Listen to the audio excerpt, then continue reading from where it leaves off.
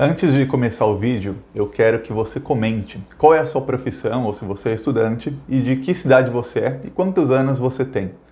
Só isso, não precisa dizer o nome, não precisa dar muito detalhe, só isso. Sua profissão, idade e de onde você é.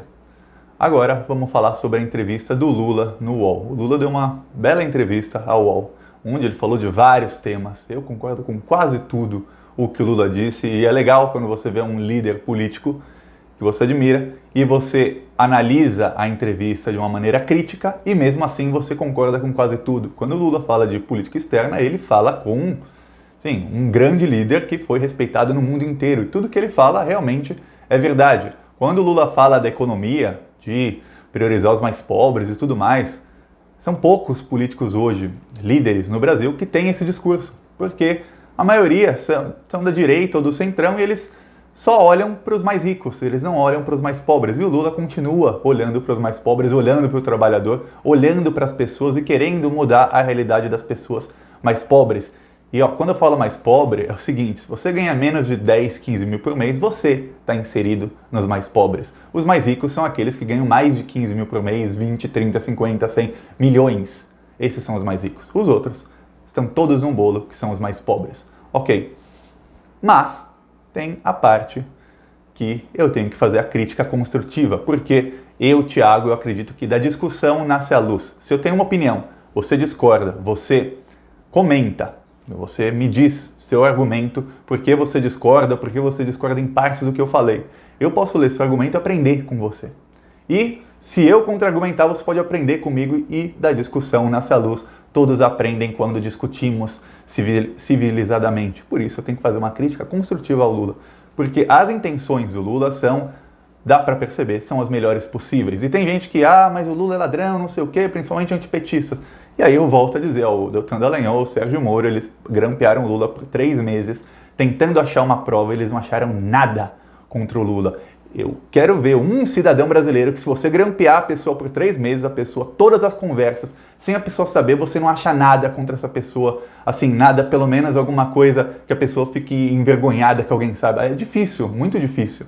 E o Lula, sendo um político, então, e não acharam nada. Então, sim, eu acredito que o Lula é inocente. Se você também acredita, se inscreve no canal, que aqui a gente lutou, eu e os inscritos, por Lula livre por muitos e muitos meses e o Lula está livre.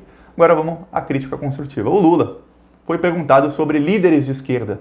A esquerda não está, o PT, ele é o líder do PT. O PT não está formando novos líderes, jovens. E a extrema-direita, bolsonarista, tem jovens líderes. Elegeu vários deputados de 20 e poucos, 30 e poucos anos. E o PT, as lideranças são mais velhas. O próprio Lula tem 74 anos. Aí o Lula foi dar um exemplo. Ele falou, não, nós temos lideranças mais jovens. Por exemplo, o Lindenberg Farias. O Lindenberg Farias tem 50 anos de idade. Ele, assim, eu acredito que você é jovem pelo que está aqui e não pela idade. Mas, quando se fala de jovens lideranças, não estão falando de alguém de 50 anos de idade. E o Lula até na entrevista ele errou. Ele falou, o Lindenberg Farias, que tem 40 anos. Não tem 40, tem 50. Então, ele não é uma jovem liderança. Compara com as da extrema-direita. Os bolsonaristas, que a gente goste ou não deles, tem que admitir, eles têm vários líderes em formação, vários líderes do gado em formação, que têm 30 e poucos anos, que são jovens, quer dizer, pelos próximos 30, 35 anos de política, se esse pessoal não for parado, a gente vai ter que aturar esse pessoal. Eduardo Bolsonaro, Flávio Bolsonaro, Carlos Bolsonaro, olha que terror, olha que terror. Tem o Jordi, Carolina de Tone, a Joyce Hasselman, que não é mais bolsonarista, mas ela é extrema-direita. Tem o Alexandre Frota, ele é um pouco mais velho, mas são pessoas mais jovens, a maioria deles. Tá, na esquerda não tem líderes assim. O próprio Lula mostra que ele não vê essa renovação acontecendo, porque o único exemplo que ele citou é um ex-senador que não conseguiu se reeleger, ficou em 4º na eleição, e que tem 50 anos de idade. Se esse é o exemplo de líder jovem do PT, é porque realmente tem que mudar alguma coisa. Então, faça chegar o Lula. Lula, precisamos de líderes mais jovens. Pega a gente de 30 e poucos anos e dá palanque para essas pessoas, compartilha essas pessoas nas suas redes sociais, coloca essas pessoas para serem famosas nacionalmente. Porque só confiar nos mais velhos, daqui 20 anos o Lindenberg Farias vai ter sua idade. O Haddad tem 57 anos, muita gente diz, mas o Haddad é novo. 57 anos, daqui 3 eleições ele está com a idade do Lula. Então, precisa renovar. Se o PT não renovar, outros partidos de esquerda vão tomar o lugar do PT. Só que a diferença é que o PT é um partido muito grande, o PT tem uma militância muito grande, então é muito mais fácil o PT se renovar e a esquerda ganhar força com o PT do que depender de novos partidos como o PSOL ou outros partidos que venham a despontar na esquerda, criarem novas lideranças pouco a pouco, naturalmente. Então vai demorar, ainda mais com a extrema-direita sempre jogando contra a esquerda, isso é muito, muito difícil. Aí, a parte da entrevista que... Mas isso eu até relevo, mas a parte da entrevista que tem que fazer uma crítica, tem que abrir os olhos do Lula. Alguém tem que chegar e falar, Lula, assiste o vídeo do Thiago.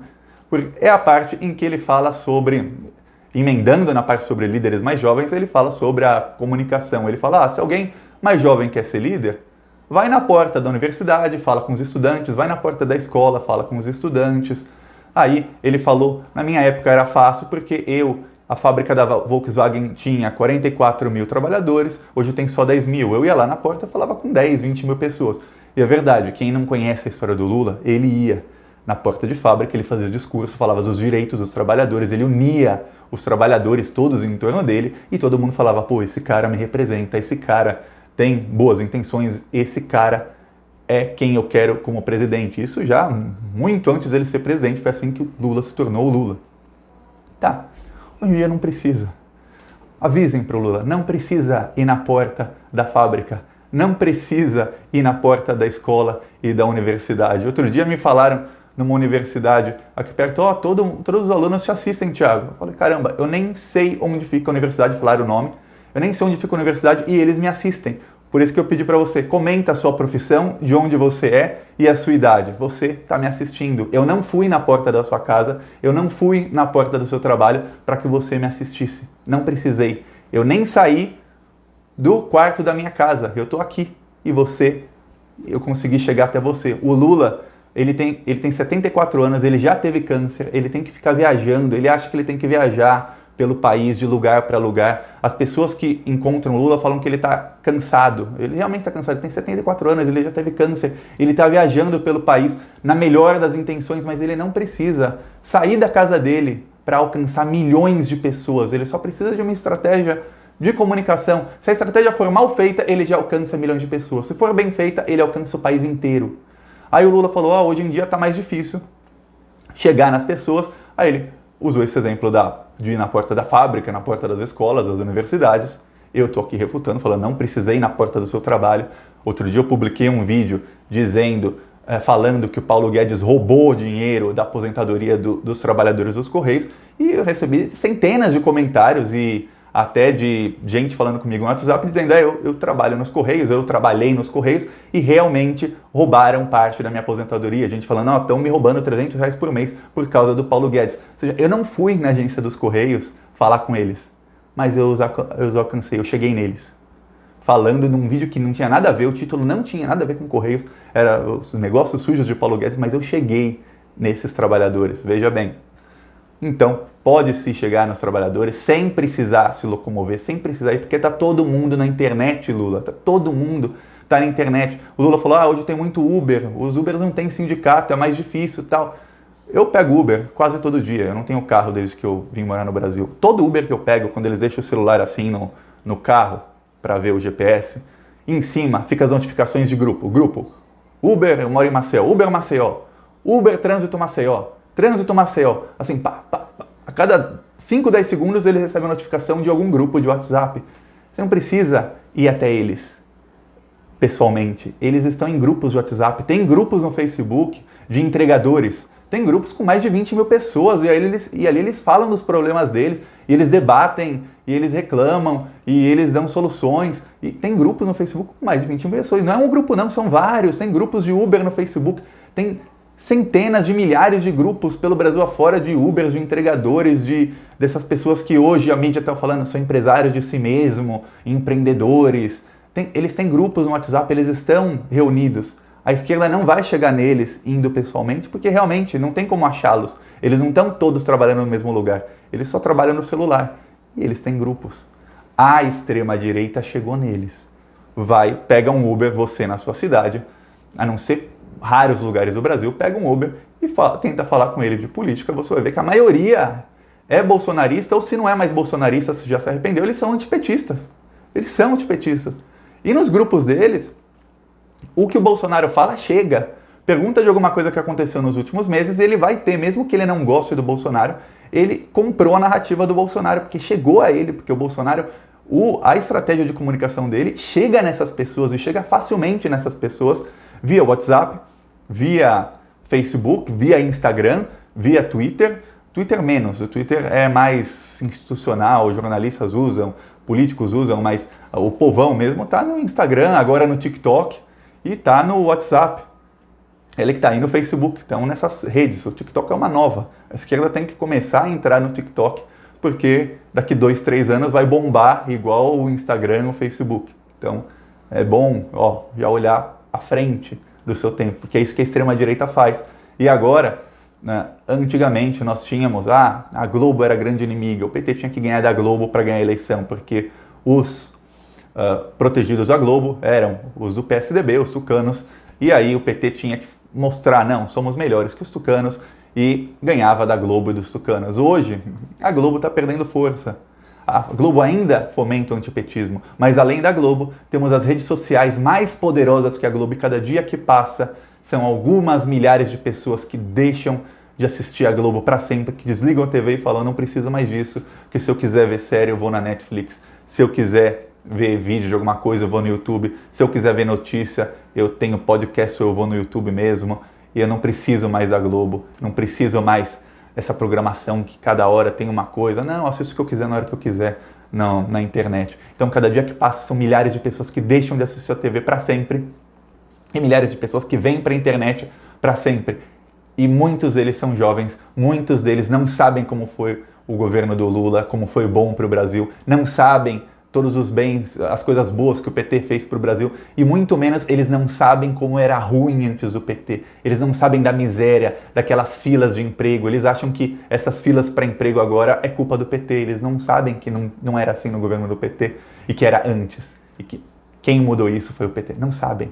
Se não chegar nessas pessoas, se achar que, não, vamos lá na porta da escola, da universidade falar com os estudantes, não vai, eles estão no celular, para que você vai perder tempo se deslocando para falar com meia dúzia de pessoas, quando eu gravo um vídeo aqui tem 10, 20, 30, 50, 100 mil pessoas que vão me assistir.